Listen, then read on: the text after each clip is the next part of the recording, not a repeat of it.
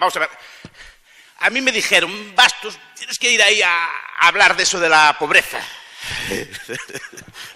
Pues vamos a hablar de la pobreza, del concepto de pobreza y de la forma de salir de ella. E intento dar algunas breves pinceladas, algunas ideas que después podrán ser discutidas si así lo entienden pertinente. No sé si hay idea de discutir o no, pero me gustaría discutir un poco con ustedes o si tienen alguna pregunta, hacer algún comentario al final.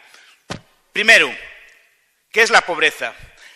La pobreza y la riqueza son fenómenos relativos, no son absolutos en casi ninguna medida. Es decir, normalmente hablamos de pobres o ricos en relación unos a otros. No hay una medida estándar de pobreza o riqueza. De hecho, es siempre cambiante.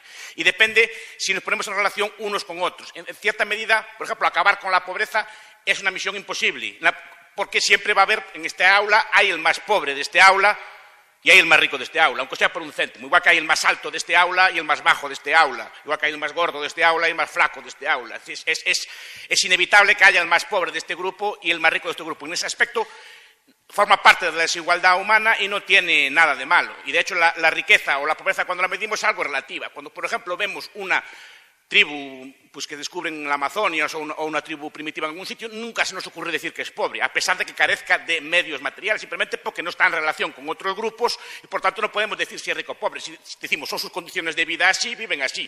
¿Es pobre esa tribu, es pobre ese grupo? En cuanto lo incorporamos a una sociedad mayor y lo empezamos a comparar con otros grupos. Antes no podríamos decir que es pobre.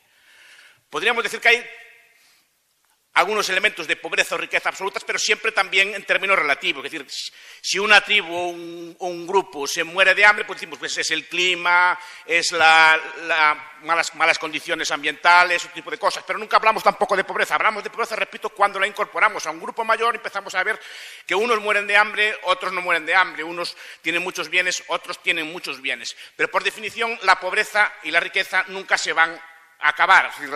La pobreza como tal siempre va a haber un colectivo más pobre que otro. Incluso si Liechtenstein se independizara, que es el país más rico de la Tierra, pues habría los más pobres de Liechtenstein y los más ricos de Liechtenstein. Eso es imposible. Y a lo mejor habría diferencias de 3 o 4 o 5 veces entre unos y otros. Pero no quiere decir que el más rico de Liechtenstein sea muy rico ni que el más pobre de Liechtenstein sea pobre. Igual que el más pobre de este aula no tiene por qué ser pobre ni el más rico de esta clase tiene por qué ser pobre. Entonces, eso hay que matizarlo. Es decir, que es algo que nunca se va a poder acabar el hecho de que haya personas más o menos pobres, porque siempre va a haber unas personas, por pura necesidad física o vital, que van a llegar antes a determinados bienes que a otros. Entonces decimos, ahora en España tenemos la vacuna del ébola y en otros países no, somos ricos. Somos ricos porque alguien tiene que ser el primero, por un motivo que sea, en disfrutar de unos bienes por pura necesidad física.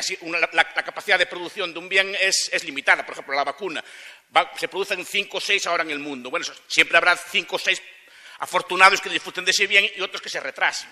Con el tiempo, esa vacuna se generalizará y no podamos decir que hay ricos y pobres. Pero entonces habrá una solución nueva, un nuevo problema. Eso pasa con todos los bienes. Por pura necesidad de producción no pueden difundirse a todos al mismo tiempo. Y eso siempre va a establecer desigualdades. Entonces, primero quisiera hacer esto. Las sociedades ricas y sociedades pobres no son sociedades ricas o pobres, son sociedades de gente rica o de individuos ricos, que hay muchos individuos ricos, y las sociedades pobres son las sociedades en las que hay muchos individuos pobres. Pero dentro de las sociedades ricas hay personas que son más pobres o que viven pobremente, y en las sociedades pobres hay gente que vive de forma rica. Esto también hay que matizarlo.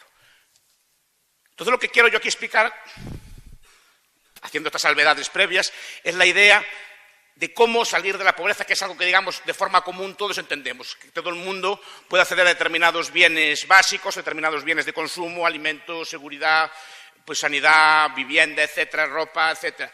¿Cómo poder hacer que una sociedad o un grupo de personas o la mayor parte de la población mundial o toda la población mundial tenga acceso a estos bienes? Yo odio la pobreza, odio a los pobres, no quiero que quede ninguno.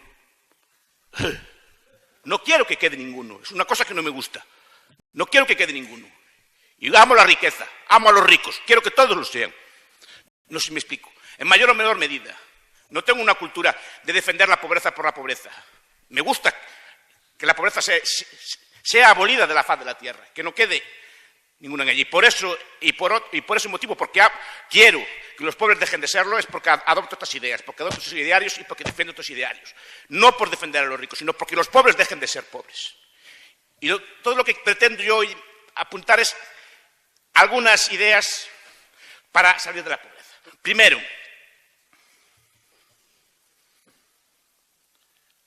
la pobreza o la riqueza son cuestión de cultura, son cuestión de valores, son cuestión de actitudes, básicamente cuestión de valores. Y lo que hay que explicar siempre es la riqueza, no la pobreza. La pobreza es la circunstancia normal del género humano durante toda su historia, o sea, la pobreza en sentido absoluto, de carencia de bienes materiales que hoy se consideran básicos. Es algo que es común a toda la historia de la humanidad. Solo algunos pueblos, y muy recientemente, consiguieron eliminar de forma generalizada o de forma bastante amplia en sus sociedades este tipo de elementos. ¿Y cómo se consigue? Pues con una combinación compleja. La pobreza muchas veces no es culpa de los pobres, obviamente no es culpa de los pobres, pero sí que es culpa de ciertas ideas que los pobres asumen. Igual que la riqueza tampoco en buena medida es mérito del rico, sino que son determinadas ideas, valores y conceptos y actitudes que tiene el rico. Tampoco en ese aspecto podemos decir que nosotros tengamos mérito por vivir en un país rico, ni que el que vive en un país pobre tenga exactamente la culpa de vivir en un país pobre. No es culpa directamente de ellos, pero sí que es culpa de las ideas que tienen los países ricos, su riqueza, y es culpa de las ideas, valores, actitudes que tienen los países pobres, la causa de su pobreza. La pobreza, básicamente, en buena medida, es una cuestión de cultura. Y la riqueza es una cuestión de cultura. Y hay una cultura de la pobreza. Y la cultura de la riqueza y la pobreza difieren básicamente en un punto, en el tiempo. En la visión del tiempo.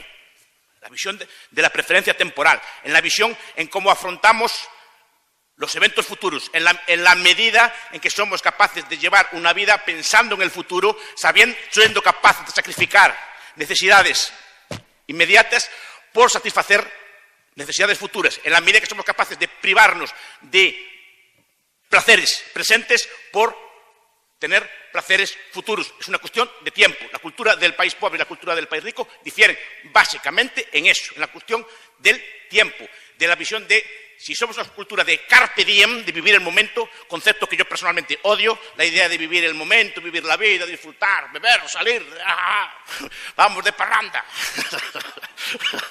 vamos a pasarlo bien, comamos y bebamos que mañana moriremos, como decían los antiguos, carpe diem, como está de moda entre la juventud moderna de ahora decir. Pues no, no.